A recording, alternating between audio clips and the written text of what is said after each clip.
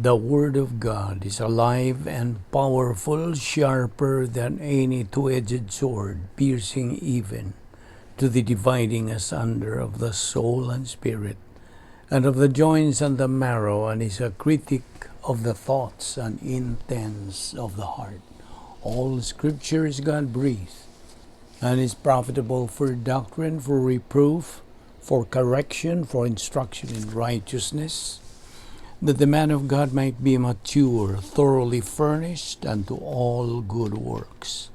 Study to show thyself approved unto God, a workman that needeth not to be ashamed, rightly dividing the word of truth. Welcome once again to our daily Doctrinal Bible study through the YouTube of the Balbido Evangelistic Ministry. Especially our subscribers, welcome. First of all, everything that we're going to take up and study today are all based, of course, on the Holy Bible containing the thinking of God, now called the Word of God. And we all know as doctrinal believers that the key to understand and comprehend the Word of God is by being filled by God, the Holy Spirit. And I presume that all of us know the mechanics of being filled by the Holy Spirit.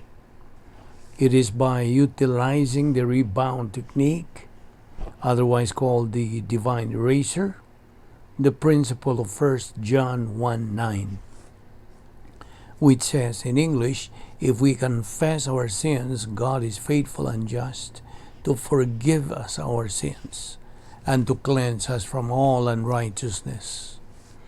So when a believer flushes his personal sins out of his life, he is said to be 100% controlled by God the Holy Spirit, and that is when he is able to go right on in his unique spiritual life called the Christian way of life, the supernatural way of life of believers. Therefore, in silence, let us pray.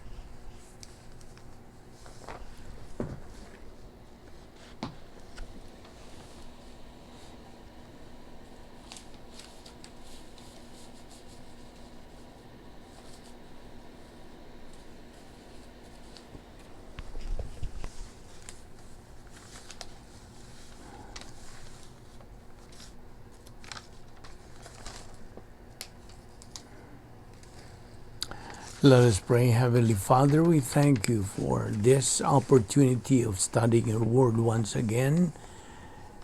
We pray that God, the Holy Spirit, will enlighten us, challenge us, and motivate us on these things that we're going to take up today. All this we ask in Christ's name. Amen. Open your word of truth to Genesis chapter 1, verse 26.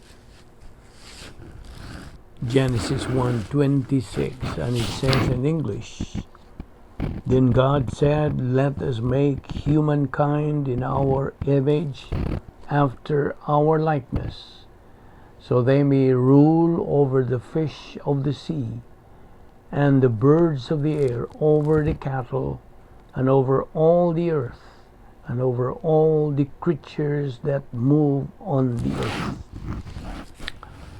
Today we are going to study the doctrine of spiritual freedom and responsibility. First of all, the importance of this study is that the believer in Jesus Christ would understand that without compromising his own integrity, meaning God's integrity, he has given freedom to the human race, freedom to the believer in Jesus Christ. Of course, we are responsible for all decisions that we make in life. And God has provided everything that we need to make good decisions in this life. Now, many people are afraid of decision making, and they are not aware of the consequences and the responsibilities of the concept of decision making. And first, we developed the concept of this series, and let's call it Christian Confusion. But now we call it Spiritual Freedom and Responsibility. Yes, we are free to make choices, but we are also responsible for those choices, and it is we who will suffer the consequences of those choices. The first principle we have to look at is grace is not a license to sin. Sin is sin. Sin is a violation of God's character. It is a violation of His law. It is rejection of His word. It is negative volition. And it is the justice of God that will punish sin. So again, grace is not a license to sin. It is a license to what? To serve. We serve by grace. Everything we do is grace. But it's not a license to sin. You know what? The problem is that many believers have never been taught clearly from the Bible the categories of sin. Many people are confused on sin and taboos, sin and legalism, and therefore we're going to study in detail exactly what the Bible categorizes, clarifies, and defines as sin.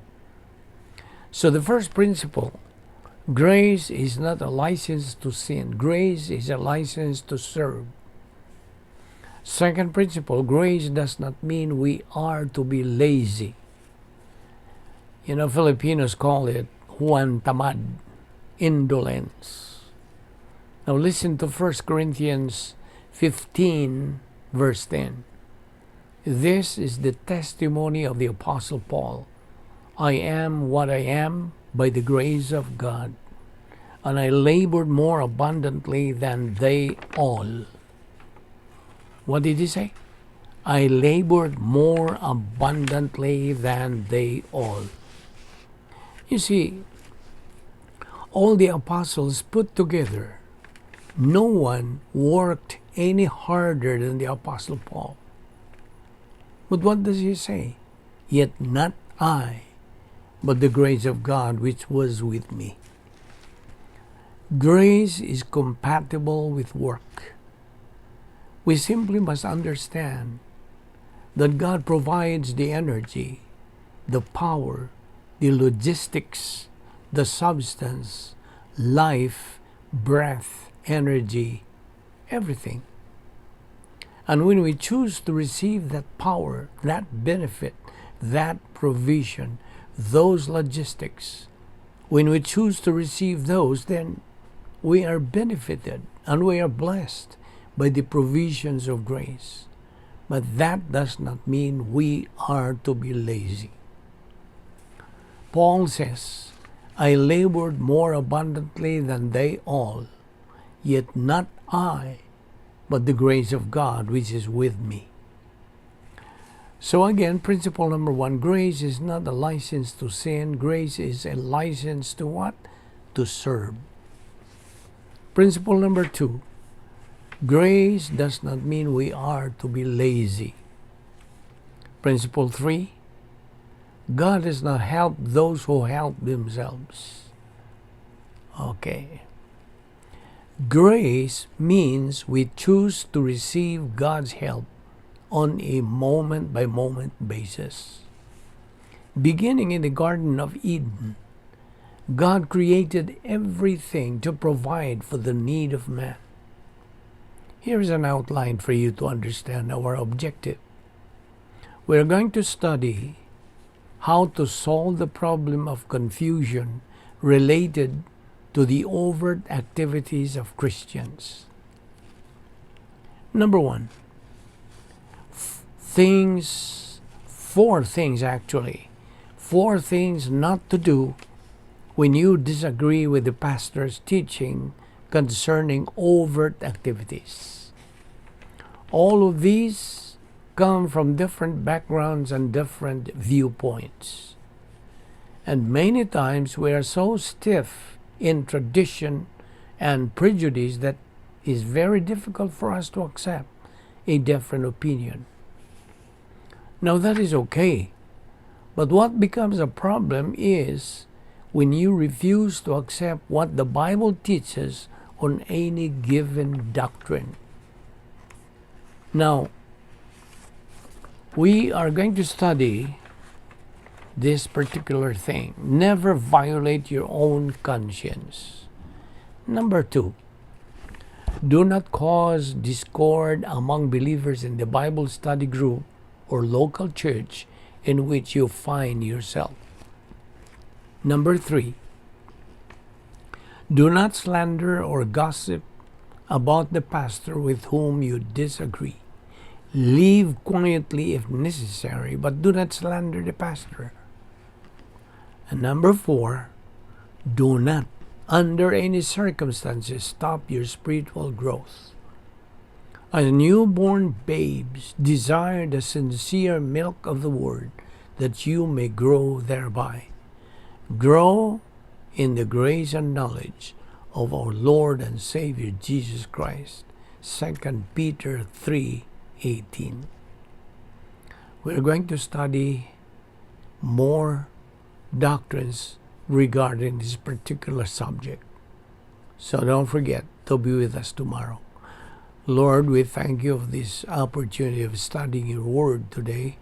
May God the Holy Spirit challenge and motivate us to these things that we have studied today.